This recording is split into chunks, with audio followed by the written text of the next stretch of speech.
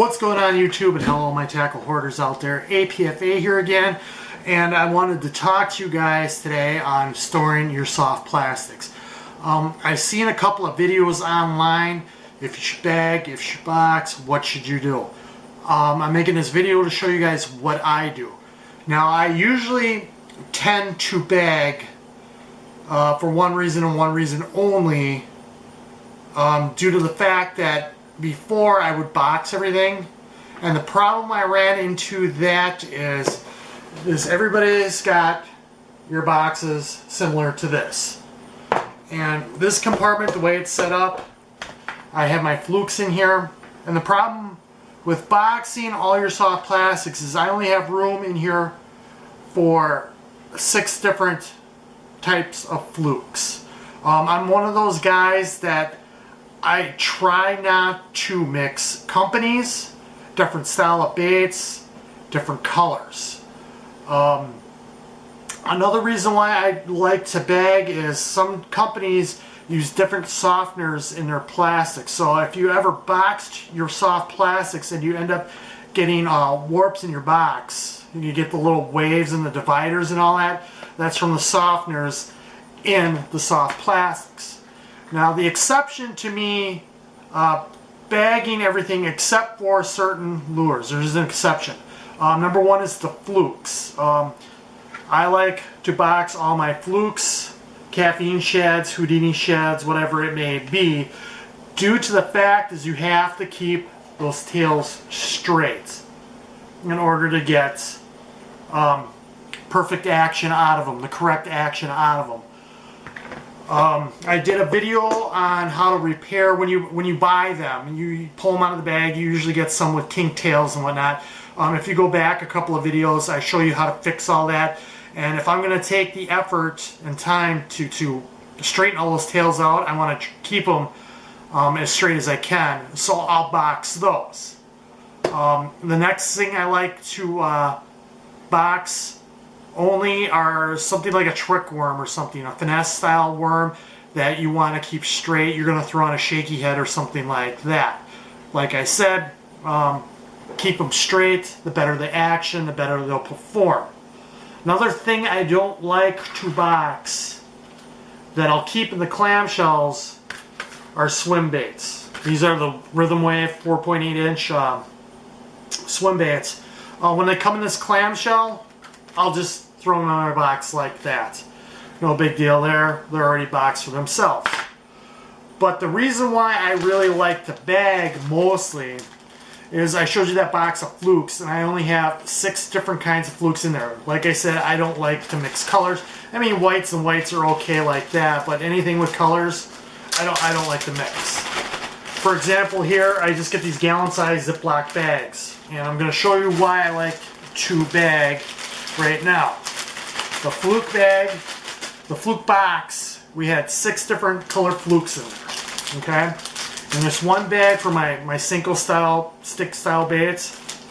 1, 2, 3, 4, 5, 6, 7, 8, 9, 10. I have 10 different styles, pretty much all different colors, different companies, different scents.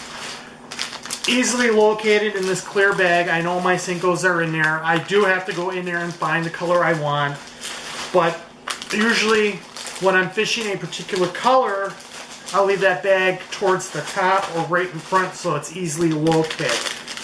So I found out over the years, when you do that kind of stuff, when you bag them, you can do that much more. You have that much more room to add all these baits. Like I said, I'm one of those guys that doesn't like to mix companies, colors, you know, different sizes, even different style of soft plastics. So like in my fluke box, I won't put craws or Senkos or trick worms. That's flukes, that's it. So I don't have to search around for, you know, where's that one type of fluke I'm looking for? I know exactly where it is. Or where's that one type of craw I'm looking for. Oh, it's in the Fluke box.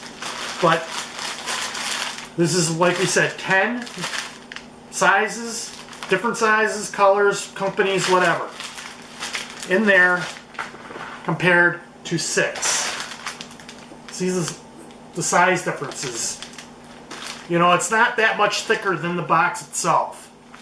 So you're saving space, and you got a ton more versatility in that one bag than you do in that one box.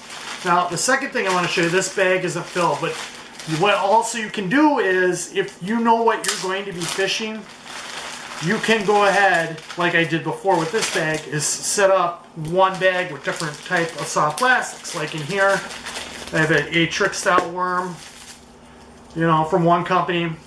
There's a ribbon tail worm, curly tail.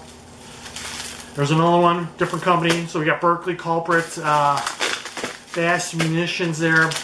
Got some chunks, 1, 2, 3 bags of chunk, and then 2 more different bags, different color curly tail worms.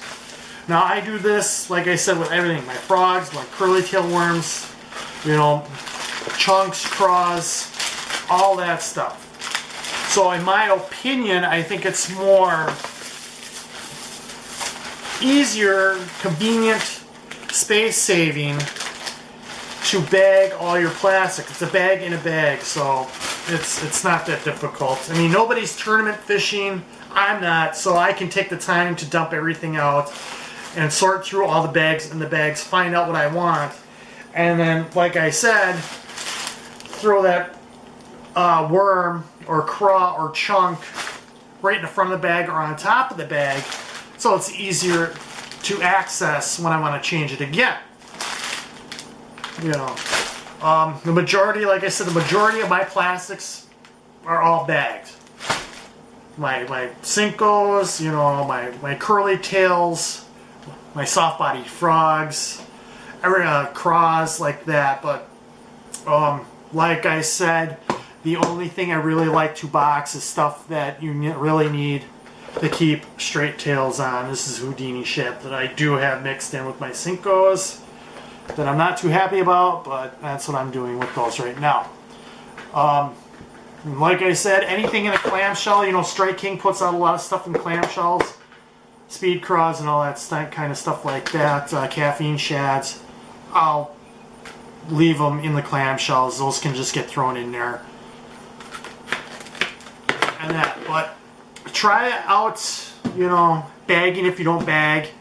See how you like it. That's what I did, and I found out it's much more convenient for me. I get much more baits in one spot than I would in a box, especially when it comes to, obviously, you know, like the Senkos.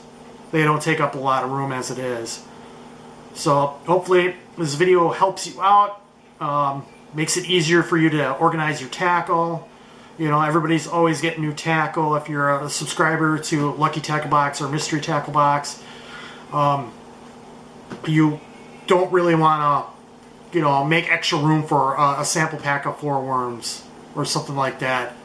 So if you have them, you know, single style baits already, you know, bagged up, you can just throw your little sample pack like this 4-pack I got. I believe it was in a Lucky Tackle Box or